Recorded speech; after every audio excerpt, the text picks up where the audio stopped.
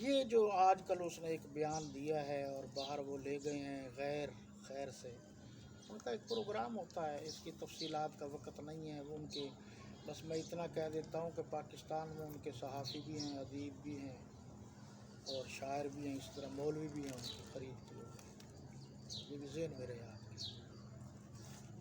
یہ بڑی لمبی تفصیلات ہیں، بس انہی کے ہیں جن کے بارے میں آپ نے سن رکھا ہے جی اتنا آپ قرآن کا مطالعہ نہیں کرتے جتنا ہم نے برطانیہ میں لندن میں فلاں جگہ گئے تو وہ قرآن کا مطالعہ کر رہے تھے، وہ مطالعہ نہیں کر رہے تھے، مسلمانوں کو گمراہ کرنے کے لیے چیزیں ڈھونڈ رہے تھے، آپ کو پتہ ہی نہیں ہوتا، آپ بڑی جلدی بھول جاتے ہیں۔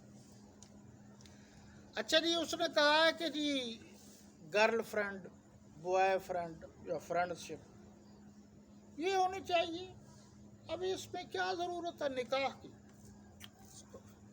اب جس کو ہم کہتے ہیں جی، وہ کہتے ہیں میرج سرٹیفکیٹ کی ضرورت کیا ہے؟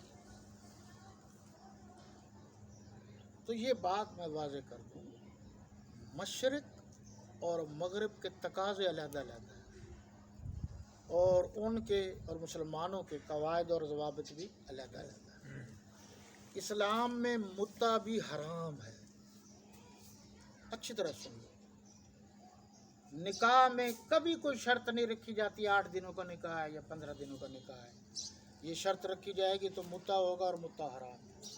اسلام میں حلالہ بھی حرام ہے، اچھی طرح سن لو، یہ مروجہ حلالہ سب جھوٹ ہے، سب بکواس ہے۔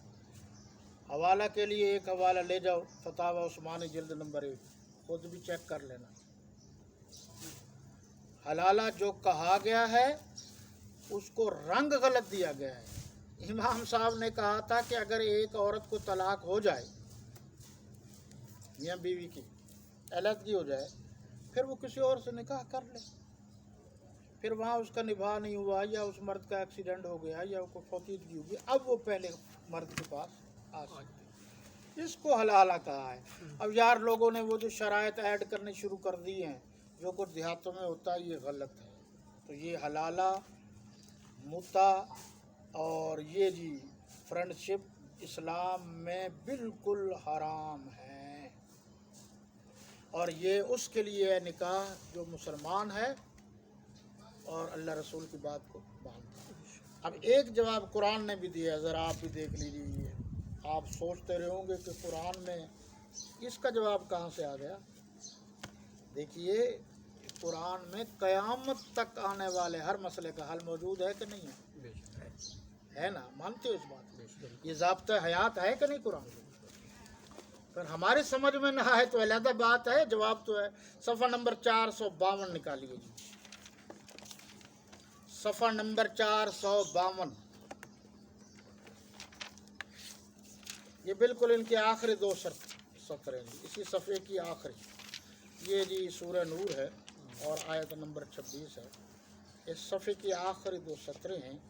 الخبیثات للخبیثین والخبیثون للخبیثات، ترجمہ ناپاک عورتیں ناپاک مردوں کے لیے اور ناپاک مرد ناپاک عورتوں کے لیے۔ تو جی ملالہ کا جواب آ گیا، جیسے وہ ہے اس نے تو ویسے ہی بات کر لی ہے نا، اس کے بعد کسی جواب کی ضرورت نہیں ہے۔